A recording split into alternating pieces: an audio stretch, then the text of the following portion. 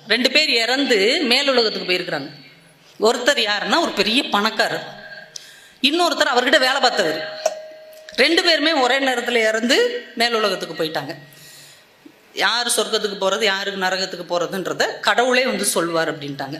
இந்த பணக்காரர் வேலைக்காரரை கொஞ்சம் அப்படி நக்கலாக பார்த்துட்டு நிற்கிறார். வேலைக்காரர் அவர் பாட்டுக்கு அமைதியாக இருக்கிறார். இங்கேயும் இந்த மனுஷன் வந்துட்டாரே அப்படின்னு அவர் நின்றுட்டு இருக்கிறார். இப்போ கடவுள் நேராக வர்றாரு, 2 பேரையும் பார்க்குறாரு. வேலைக்காரரை பார்த்து சொல்கிறார், இவரை சொர்க்கத்துக்கு அனுப்புங்க, இவரை நரகத்துக்கு அனுப்புங்க அப்படின்ட்டார். வேலைக்காரரை கூட்டு போயிட்டாங்க சொர்க்கத்துக்கு. இப்போ இந்த செல்வந்தருக்கு ஒரே பதட்டம் ஆயிடுச்சு. என்னையா சொல்கிறீங்க, அவன் என்கிட்ட வேலை பார்த்தவன், அவன் சொர்க்கத்துக்கு போவான், நான் நரகத்துக்கு போவேனா? இங்கே பாரு, இங்கே வந்துட்டா எல்லாரும் சமம். பணக்காரங்க ஏழை, வேலை கொடுத்தவர் வேலை வாங்கினவர்லாம் இங்கே கிடையாது. நீங்கள் செய்கிற செயல் தான் சொர்க்கமான நரகமானு தீர்மானிக்குது.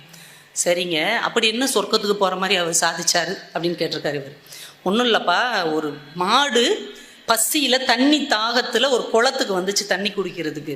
வரும்போதே அது மயங்கி விழுந்துருச்சு. குளத்து பக்கத்தில் வரும்போது இவன் பார்த்தவன் ஓடி வந்து தண்ணி அள்ளி அள்ளி கொண்டு வந்து அந்த மாட்டுக்கு ஊட்டி இந்த மாடை மயக்கம் தெளிவிச்சு அனுப்பி வச்சாரு. அந்த மாட்டுக்கு நேயம் காட்டியதால் இவர் இன்னைக்கு சொர்க்கத்துக்கு போகிறார் அப்படின்னு கடவுள் சொல்லியிருக்கிறார். இப்போ இந்த ஓனர் சொல்லியிருக்கிறாரு, உங்களுக்கு ஒரு விஷயம் தெரியுமா, அந்த குளத்தை வெட்டினவனே நான் தான். குளத்துலேருந்து தண்ணி மூண்டு கொடுத்தவனுக்கு சொர்க்கம், குளம் வெட்டினவனுக்கு நரகமா? இது என்ன நியாயம் அப்படின்னு இருக்கிறார். இந்த குளத்தை நான் தான் வெட்டினேன் தெரியுமா? உடனே கடவுள் சொன்னார், நல்லா தெரியுமே, நீ தான் குளம் வெட்டின செலவை விட 2 மடங்கு செலவு பண்ணி அங்கே ஒரு கல்வெட்டு வெட்டி வச்சிருக்கியே, அதை வச்சு எனக்கு தெரியும் நீ தான் வெட்டின. சிரித்து கொண்டே கடவுள் சொல்லி இருக்கிறார், அவன் செய்தது தர்மம், நீ செய்தது விளம்பரம்.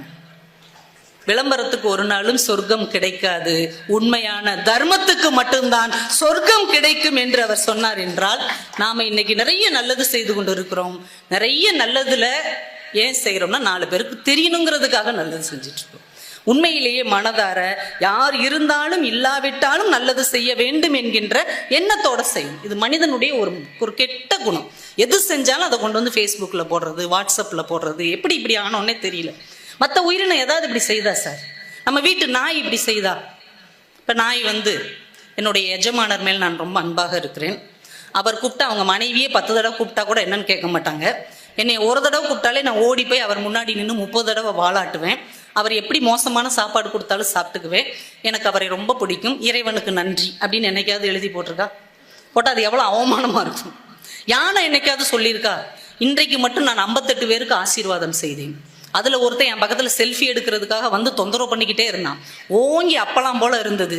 இருந்தாலும் கோவப்படுவது மனித குணம், நாம் அதை செய்யக்கூடாது என்று அமைதியாக இருந்தேன் அப்படின்னு என்னைக்காவது யானை சொல்லியிருக்கா? சொன்னா என்ன ஆகும்? மற்ற உயிரினங்கள் நமக்கு செய்கிற, இந்த உலகத்துக்கு செய்கிற நன்மைகளை எல்லாம் சொல்லி காட்ட ஆரம்பித்தால், விளம்பரப்படுத்த ஆரம்பித்தால் மனுஷன் முகங்காட்டவே முடியாது.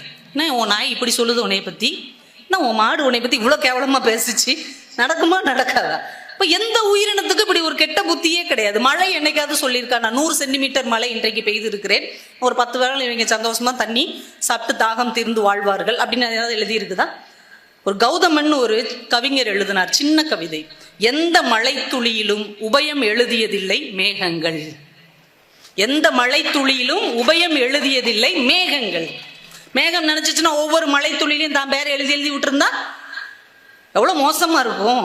ஆனா இந்த உலகத்தில் பிறந்த எந்த உயிரினமும், எந்த இயற்கையின் படைப்பும், எந்த இயற்கையின் ஆசீர்வாதமும் தன்னை பற்றி விளம்பரப்படுத்திக் கொள்வதே இல்லை. ஆனால் ஒற்றே ஒரு உயிரினமாக இருக்கிற மனித குலம் இவ்வளவு மோசமாக போயிருக்கிறது. காமராஜர் ஒரு தடவை தஞ்சாவூர் பக்கம் போயிருக்கிறார், நண்பர்களோட போயிருக்கிறார்.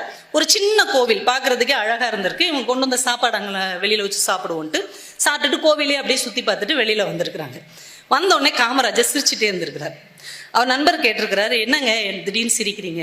இல்லை இந்த கோவில் பார்க்கவே இவ்வளோ அழகா இருக்குது, இதை கெட்டின சிற்பி பேர் எங்கேயாவது இருக்கா அப்படின்னு கேட்டிருக்காரு. இல்லையே, எங்கேயுமே இல்லையே. இந்த கோயிலை கெட்டின சிற்பி பேர் எங்கேயுமே இல்லை. ஆனால் 300 ரூபாய்க்கு ஒருத்தர் உள்ள ஃபேன் வாங்கி போட்டு 8 பேர் அதை எழுதியிருக்கிறான். அதை நினைச்சு சிரிச்சேன் அப்படின்னாரு காமராஜர்.